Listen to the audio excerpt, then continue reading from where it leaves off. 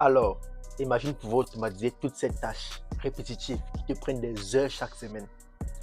Si tu utilises ChatGPT, Notion ou d'autres outils de productivité similaires, tu vas adorer ce que je vais te montrer aujourd'hui. Je vais te présenter N8N, l'outil qui va révolutionner ta façon de travailler, sans blague.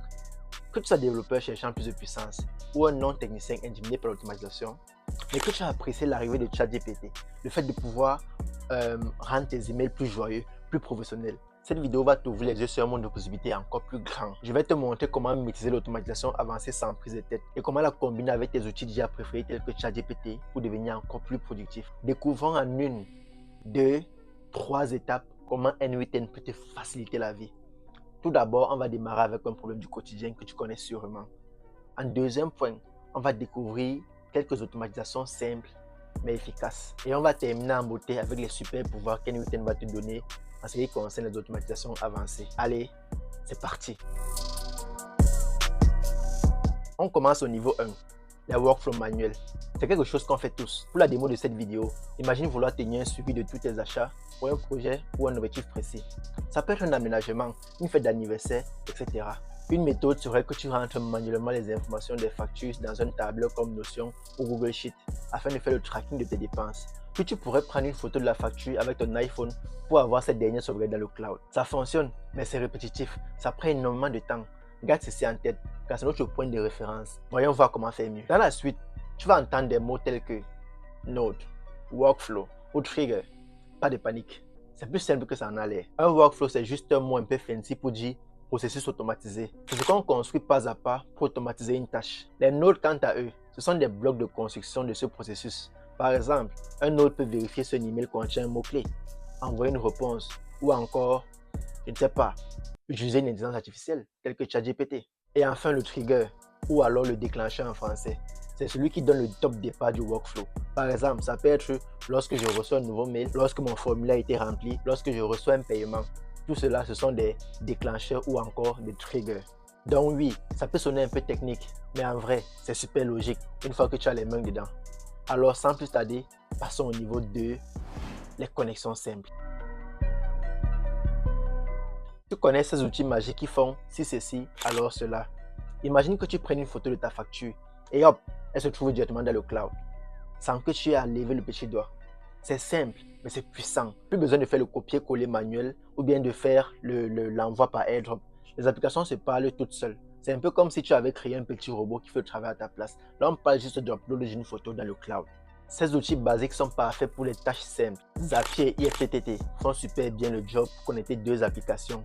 Mais que se passe-t-il lorsqu'on va aller un cran au-dessus? Prenons notre exemple de tracking de dépenses. Ok, nos factures sont bien envoyées dans le cloud automatiquement, ça c'est cool. Mais là, on doit encore copier-coller manuellement les informations dans notre Notion ou dans notre Google Sheet. Dans mon cas, je préfère utiliser Notion. Ce n'est pas très automatique tout ça. Donc, le truc c'est que ces outils de base sont un peu comme des routes à sens unique. Ils ne gèrent qu'une ou deux étapes simples. Dès qu'on veut faire des choses plus complexes, comme par exemple extraire le texte des images qu'on va prendre, parce que rappelle-toi, ce sont des factures, ce sont des images. Ce blocus nous introduit au troisième niveau. Le ciel est ta limite.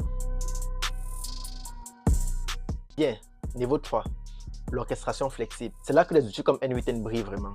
Reprenons notre exemple de tracking de dépenses. Au lieu d'une simple connexion image vers cloud, avec entrée de données manuelle, si on voulait un processus plus intelligent. Avec N8N, tu vas construire un workflow visuellement en utilisant des nodes. Rappelle-toi, pense à chaque node comme un outil ou une action spécifique. Lire un mail, analyser du texte, vérifier une condition, envoyer un message, ajouter une feuille de calcul. Tout cela sont des nodes. Tu connectes ces nodes comme si tu dessinais un organigramme. Ainsi, notre workflow de feedback pourrait ressembler à ceci. Tout d'abord, nous avons le trigger ou déclencheur comme expliqué plus haut. C'est celui qui va se charger de récupérer l'information. C'est là où tout va commencer. Ici, il va s'agir de récupération de l'image. C'est-à-dire qu'une fois que la photo de la facture aura été envoyée depuis l'iPhone, ce node-là se mettra en marche et commencera à récupérer les informations envoyées. Ensuite, on va avoir le traitement avec l'IA.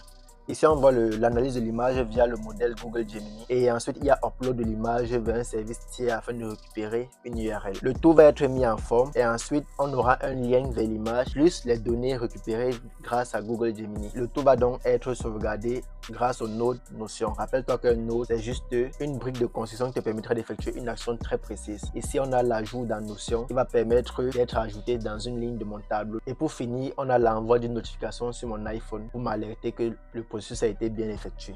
Alors, comment est-ce que ça fonctionne? Tout d'abord, on va prendre une photo de notre facture. Donc ici, je prends une photo toute simple. Ensuite, il ne me reste plus qu'à déclencher mon automatisation. Je peux la déclencher grâce à ce bouton ici avec l'icône de Google Photos. Ou alors, je peux ouvrir l'application raccourci et déclencher une automatisation que j'ai créée manuellement qui s'appelle ScanBill. Ce que ScanBill fait, c'est qu'elle va, comme le nom l'indique ici, obtenir d'abord la ou les dernières photos de mon téléphone. Là, dans notre cas, il s'agit de ma facture. Et ensuite, elle va convertir cette photo en JPEG. Parce que mon processus, pour qu'il fonctionne, a besoin que l'image soit en JPEG. Or, les images par défaut de l'iPhone sont en HEIC. Et ensuite, on va envoyer cette image donc vers mon serveur N8N à cette adresse-ci. Et pour finir, on va juste supprimer la photo de notre téléphone. Donc, si je déclenche ça, on verra que mon N8N va se lancer. Et ici, on voit que l'upload de l'image est en cours.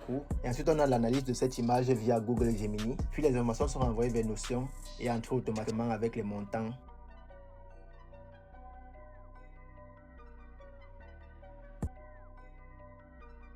Tu vois la différence ou pas? N8N ne se contente pas de relier deux applications entre elles. Il agit comme un véritable chef d'orchestre, qui est tout un processus avec plusieurs étapes. Prend des décisions intelligentes et intègre directement tes outils d'IA préférés. Tu peux créer différents chemins. Si quelque chose arrive, fais ceci. Sinon, fais cela. Modifier tes données en cours de route et connecter plein d'outils différents dans un ordre bien précis. Toi, tu dessines juste la feuille de route et N8N s'occupe d'exécuter la tâche à la perfection. Et tu sais le meilleur dans tout ça?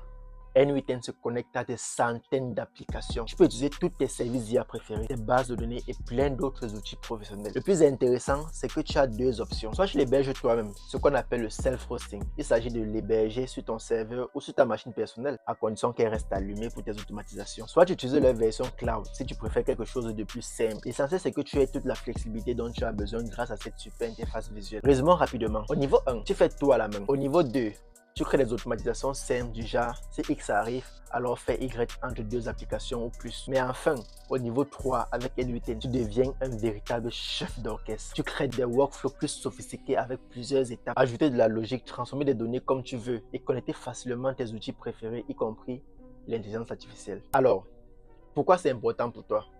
Que tu sois un pro de la tech ou non, N8N te donne la possibilité de créer tes propres systèmes d'automatisation super puissants. Tu peux connecter ton module IA préféré avec ta feuille de calcul, tes emails, tes outils de communication tels que WhatsApp et créer des assistants pour des processus sur mesure qui te font gagner du temps. C'est bien plus que de simples prompts et réponses comme tu as l'habitude sur ChatGPT. J'espère que tu comprends maintenant mieux ce que c'est que N8N et comment il peut révolutionner ton approche de l'automatisation, particulièrement avec l'IA. Mon but est de te montrer comment tu peux créer tes propres workflows sophistiqués, simplement et visuellement. Si cette vidéo t'a aidé, n'hésite pas à liker et dis-moi en commentaire si tu aimerais voir une vidéo où on installe N8N sur notre machine et on crée ensemble un workflow pas à pas. Pour ceux qui sont intéressés, en description, il y a aussi un lien vers le workflow présenté dans cette vidéo, ainsi que un lien vers un calendrier afin de prendre rendez-vous pour discuter de comment on peut implémenter N8N dans ton workflow personnel ou dans ton process d'entreprise. On se retrouve dans la prochaine vidéo. D'ici là, prends soin de toi. C'était Steven Kenney. Ciao.